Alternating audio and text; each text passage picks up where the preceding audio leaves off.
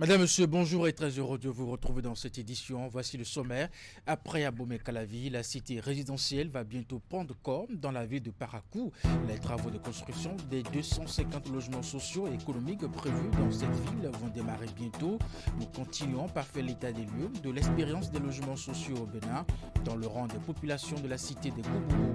Les avis restent partagés après cette annonce, pendant que d'autres apprécient cette décision, d'autres déplorent la construction d'autres bâtiments qui, selon eux, risquent de connaître le même sort que l'ancien chantier aujourd'hui en ruine.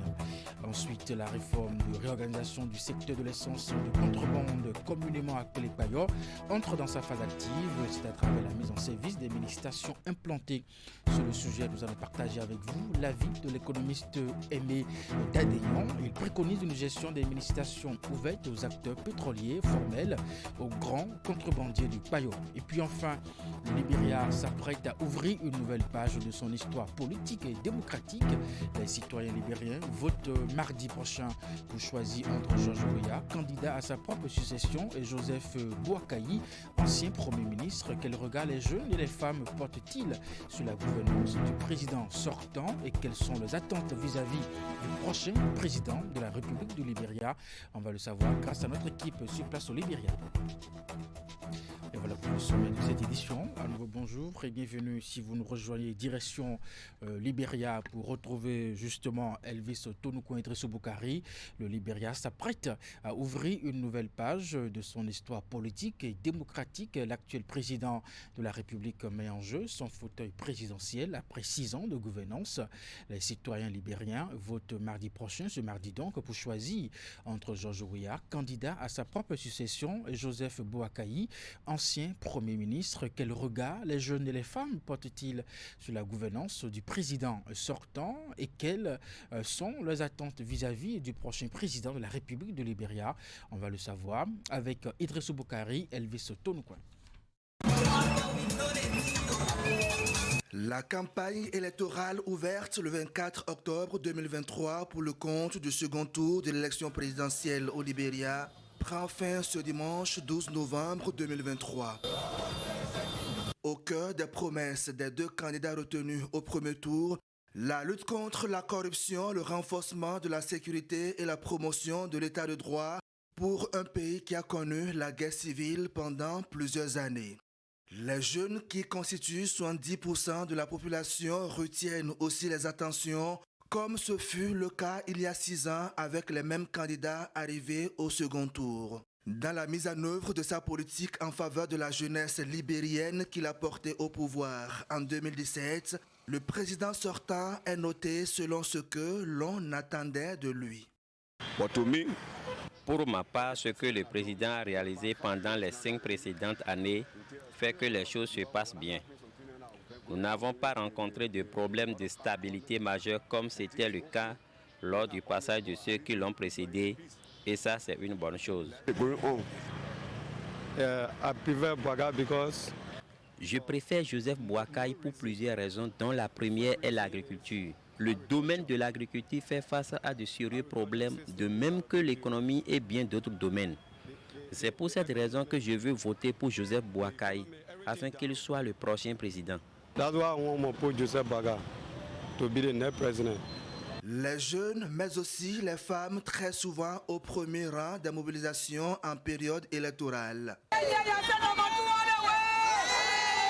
Les différents projets de société leur accordent la place qu'elles méritent dans la cité, mais dans les faits, la question de leur autonomisation financière reste presque entière. En 6 ans de gouvernance, quelques actions ont été posées en vue de replacer la femme au cœur des politiques de développement. Au bout du compte, les notes varient en fonction du niveau de satisfaction de l'une ou de l'autre. We want women empowerment and we want our children to leave the street to start taking drugs.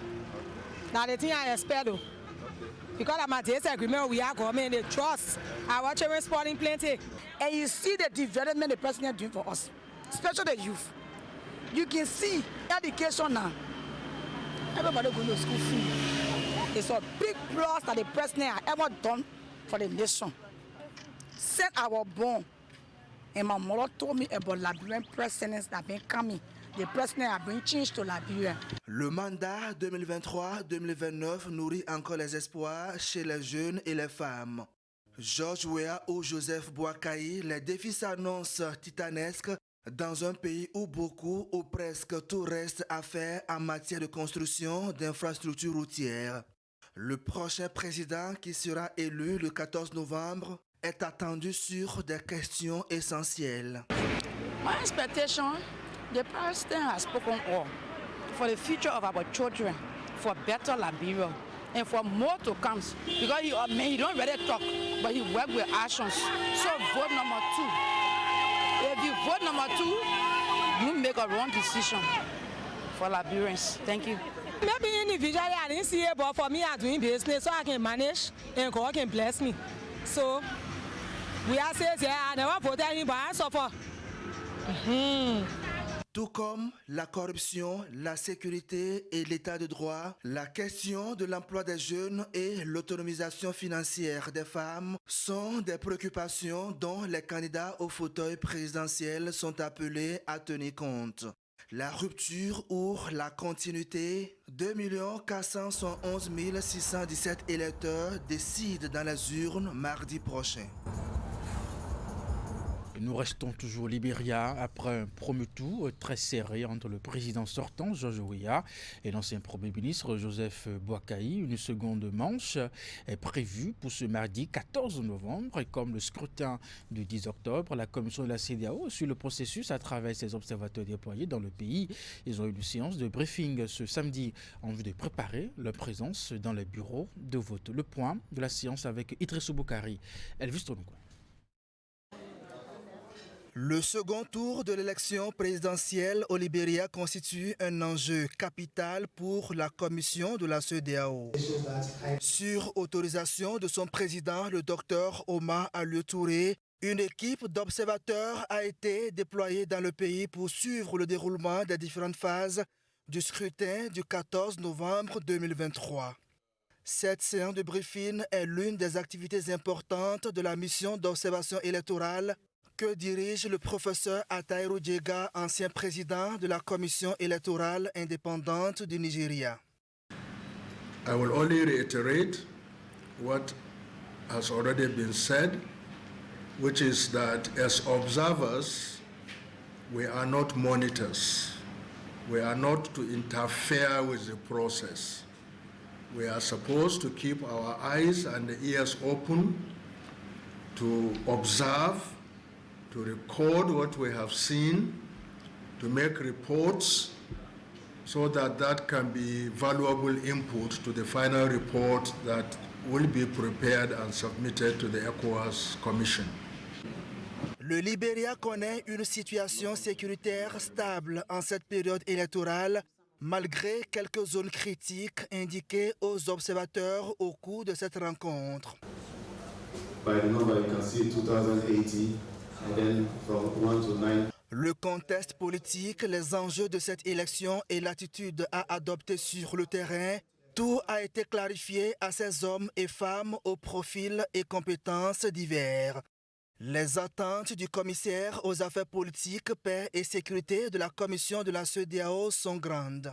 And then when we have the post-electoral, and I think we would invite many of you who have been observing the election to go to that conference, also to see what was good, what went wrong in all our elections. This is about the last election for the year, and others, so just to see how can we make it more transparent, more credible, more inclusive, and that there will not be post-electoral crisis in the country. That is our main, problem here. Ils sont désormais outillés pour descendre dans toutes les régions du Libéria au fin d'observer les élections conformément au cadre légal qui leur a été défini. Observer sans s'ingérer dans le processus électoral et rendre compte, c'est ce à quoi sont astreints ces experts mobilisés ici au Libéria. Après Abomey-Calavi, la cité résidentielle va bientôt prendre corps dans la ville de Parakou. En effet, les travaux de construction des 250 logements sociaux et économiques prévus dans cette ville vont démarrer bientôt. En conseil des ministres de ce mardi 30 octobre, l'exécutif a décidé de la contractualisation avec une entreprise pour le lancement effectif des travaux dans le rang des populations de la cité des Koubourou. Les avis restent partagés après cette annonce, pendant que d'autres apprécient cette décision, d'autres déplorent la construction d'autres bâtiments qui, selon eux, risquent de connaître le même sort que l'ancien chantier aujourd'hui en ruine. Epiphane Kabi, Socrate à Dantodé. Voici le site qui va abriter les 253 logements socio-économiques prévus pour Parakou dans le cadre du projet de construction de 20 000 logements de type F4 annoncé par le gouvernement dans 14 différentes villes du Bénin. En conseil des ministres de ce mardi 31 octobre 2023, les membres du gouvernement ont annoncé le démarrage imminent des travaux puisque les obstacles qui entravaient la viabilisation du site choisi ont été levés. Et à l'instar d'Abomey-Calavi et Porte-Novo, la cité résidentielle pourra commencer à prendre corps pour le bonheur des populations et plus particulièrement de ceux qui plus tard pourront les acquérir et en devenir propriétaires. Au début du mandat du président Patrice Talon, en décembre 2016 précisément, il était prévu la construction de 20 000 logements dans 14 communes au Bénin. Et je crois que on patientait. Bon, on se disait que c'était fini. Et si finalement le mardi passé, on a osé mettre le doigt dans le plat pour décider de construire 253 logements à Parakou, on ne peut qu'apprécier la chose.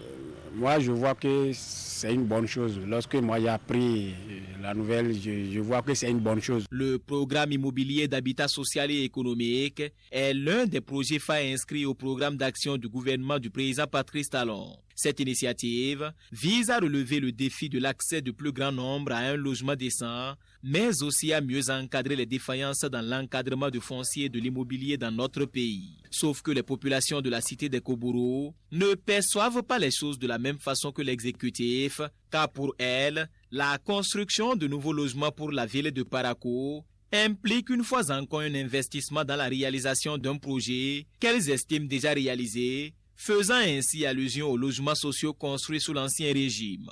Si tu as une construction sans crépi, sans la terrasse et autres là, c'est-à-dire pour arranger, pour aller au niveau de finition, c'est vite que tu vas aller ramasser du sable, commencer par fouiller et autres là, et appeler les maçons, ils vont commencer.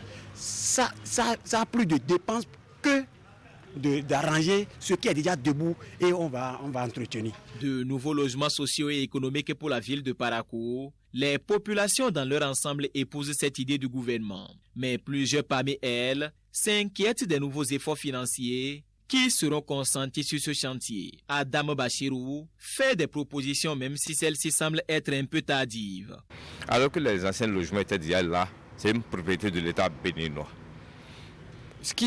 Soit on rase complètement ces logements et on y construit des nouveaux logements made in Patrice Talon, parce que l'autre était made in Boniaï, ou bien carrément, comme la volonté du gouvernement l'avait affiché, on mettait ça en vente à certaines personnes qui le voulaient. La vision du gouvernement dans ce cadre suit son cours normal. En attendant de sauver ces infrastructures actuellement en ruine, ces occupants, bénéficiaires indirects de la décision du gouvernement du président Patrice Talon, saluent aussi l'annonce de la construction de nouveaux logements dans la ville de Parakou. J'ai vu des logements sociaux, comme j'ai vu le nouveau chantier des logements sociaux aussi. Il avait dit vraiment merci, c'est un bon travail pour notre pays. Je crois bien, depuis 6 mois que je suis ici, si on me disait de payer loyer quelque part d'une avance de 6 mois, je ne pourrais pas. Donc, il y en a des gens aussi qui vivent dedans et qui n'ont pas de moyens. Donc, grâce à ces logements sociaux, donc, ils arrivent à survivre. Les travaux de construction de ces logements vont démarrer bientôt. Les critères d'attribution sont déjà définis et ceux-ci varient en fonction du type de logement. Le compte-rendu du Conseil des ministres informe tout de même que les 2 modèles de logement sont généralement de type F4. La réforme de réorganisation du secteur de l'essence de contrebande appelée Payor entre dans sa phase active. C'est à travers la mise en service des mini-stations implantées. La mise en service a été faite d'abord dans le 7e arrondissement de Cotonou où les premiers clients se sont fait sévir en présence de Moufid Sabouran, Francel Amousso. Pour formaliser et sécuriser l'activité de distribution de l'essence de contrebande, le gouvernement béninois a démarré l'implantation de mini-stations sur toute l'étendue du territoire national. Dans le 7e arrondissement de Cotonou, par exemple, 32 mini-stations sont installées et prêtes à l'utilisation. À titre illustratif, voici la mini-station du carrefour 16 ampoules de Bédjo-Mende. C'est le gouvernement qui a vu nos difficultés, nos peines. Et par rapport à ça, il a réfléchi et il a voulu que nous passions de l'informel à formel. Ce projet, c'est pour nous, les vendeurs de Payor. Nous allons acheter notre Payor, nous allons mettre dedans et nous allons vendre. Que là, nous n'aurons plus de maladies, nous n'aurons plus de l'incendie comme quand c'est passé la fois dernière semaine. Donc nous sommes très contents. La mise en place de ces mini-stations vient non seulement soulager les acteurs du secteur de l'essence appelés communément Payor, mais aussi et surtout les consommateurs. L'attente a été longue et cette solution des mini-stations vient à point nommé. Je suis très content de cette initiative puisque l'essence est à 650 francs au point de vente conventionnel alors qu'ici, il est seulement à 575 francs. Moi, je suis très heureux de l'avènement des mini-stations. J'ai trop de difficultés à me procurer de l'essence et ces mini-stations viennent soulager ma peine. Le Libéria connaît une situation. Parce que ça va permettre au sommet, à la modernisation de la ville. Se font dans le grand regroupement. Il n'est pas bien de voir dans un pays qui est en voie de développement voir des bouteilles de l'essence exposées en vrac. Pour les acteurs du secteur, cette action démontre la bonne foi du gouvernement à les accompagner à poursuivre leurs activités génératrices de revenus. Toutefois, il formule encore d'autres doléances à l'endroit de l'exécutif. Nous sommes très émus des bienfaits du président de la République à notre égard. Parce que notre ancien avec celle de l'installation du bureau départemental du mouvement OB26, des cérémonies accompagnées de prières dites par ce leader religieux. Pour lancer un appel vibrant à notre président de la République. On peut faire diligence pour que commercialisation du coton graine au Bénin, la campagne 2023-2024 est officiellement lancée. Le top a été donné ce vendredi 10 novembre 2023 à l'usine de grainage de Niki à la faveur d'une cérémonie présidée par le ministre Gaston Dosso, en charge de l'agriculture, et Aurélie Adam Soulé Zoumarou de l'économie numérique et de la digitalisation. En ce qui concerne l'entretien technique des différentes mini-stations installées. La première, l'efficacité de l'administration La 10e édition des Jeux universitaires du Bénin appartient désormais au passé. Les compétitions ont pris fin week-end écoulé à Grand Popo et comme c'est de coutume, les meilleurs athlètes ont été récompensés au cours d'une cérémonie de remise de trophées et de médailles. Voici le compte rendu que nous fait ici Narcisse Alossé et Florent Ndou. À relever, c'est d'abord le défi de satisfaction de la demande, si je peux m'exprimer ainsi, la satisfaction de la demande intérieure en carburant.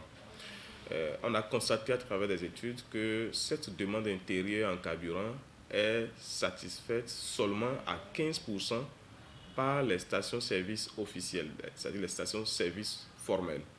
Et donc 85% de cette demande intérieure est solvée par les contrebandiers. Vous comprenez donc que le débat est important. Le deuxième défi, c'est un défi sécuritaire. Le troisième défi, c'est le défi lié à la reconversion des acteurs de ce secteur, donc les contrebandiers. Comment les reconvertir? C'était vraiment un challenge important. Donc toute action qui vise à solutionner à l'un ou l'autre de ces défis est salutaire.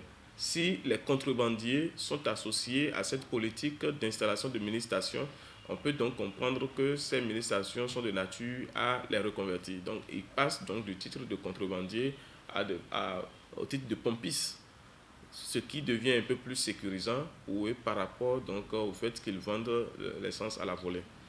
On a appris qu'il y a une société de gestion donc, des hydrocarbures au Bénin et que c'est cette société qui gère. Si les ministres-stations-services sont entièrement à l'apanage du gouvernement, c'est que nous sommes en train de faire simplement une fuite en avant parce que les contrebandiers vont toujours continuer à vendre leur essence frelatée. Les contrebandiers ne seront pas reconvertis. Les stations-service formelles ne seront pas contents parce que les mini-services viendront en concurrence alors que ça ne devait pas être le cas.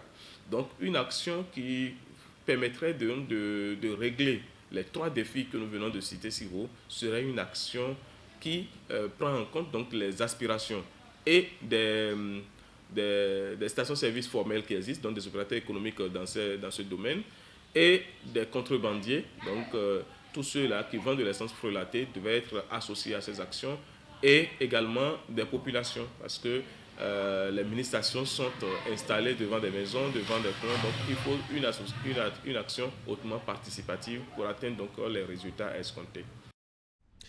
Dans la suite de ce trésor au Bénin, commercialisation du coton-graine au Bénin, la campagne 2023-2024 officiellement lancée. Le top a été donné ce vendredi à l'usine d'égrenage de Niki à la faveur d'une cérémonie présidée par le ministre de l'Agriculture Gaston Dessouy et sa collègue de l'économie numérique et de la digitalisation Aurélie Adam Souley-Zoumarou. Cérémonie qui a également connu la présence des autorités politico-administratives et des différents acteurs de toute la chaîne coton.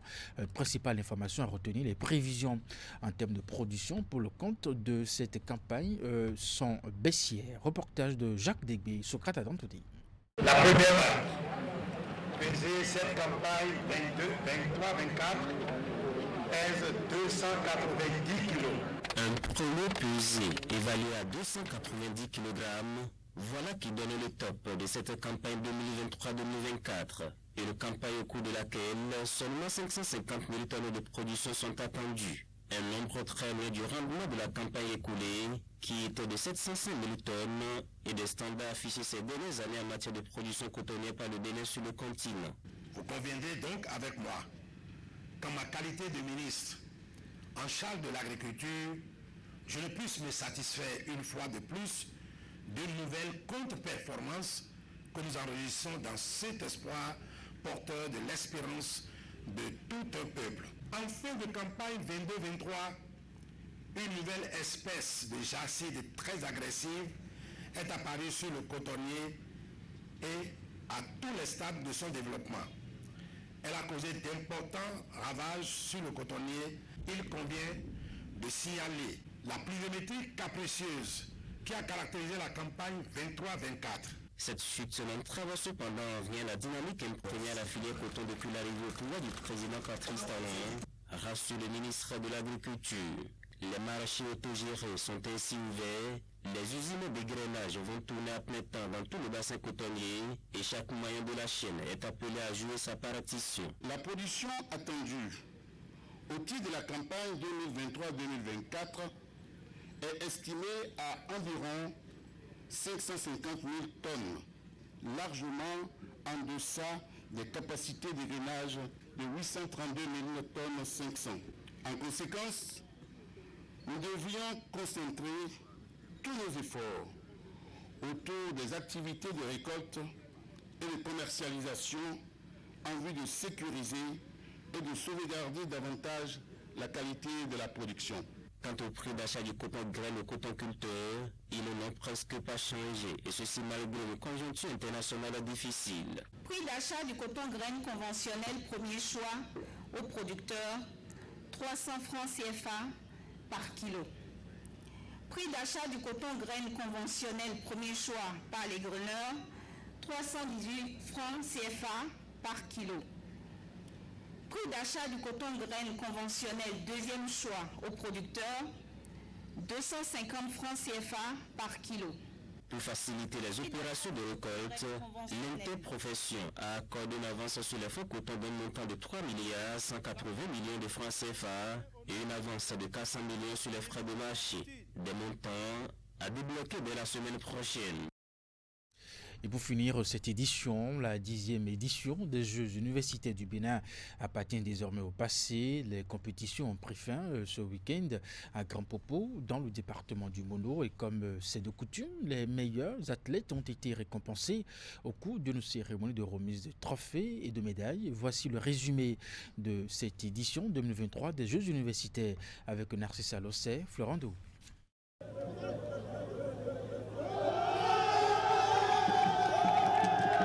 Au bout d'une semaine de compétition, l'équipe de l'école supérieure d'administration et d'économie Esaïeux, site de Parakou, enlève Dame Coupe sanctionnant l'épreuve de football aux Jeux universitaires édition 2023. Performance réalisée face à l'équipe de l'école supérieure des sciences et technologies de l'OCOSA. Score final 2-0 au terme d'un match plus ou moins équilibré. L'année dernière, on était des vice-champions, ce qui ne nous a pas plu. Donc cette année, on est revenu en force et on a perdu notre premier match. Et c'est ça qui nous a donné la force à se réveiller. Un réveil qui a donc valeur de revanche sur l'histoire. Et derrière, ils sont repartis avec trophées, médailles et enveloppes financières. Et tout comme les étudiants footballeurs, ceux des autres disciplines qui ont fait parler leur talent au cours de cette compétition ont aussi reçu des lauriers.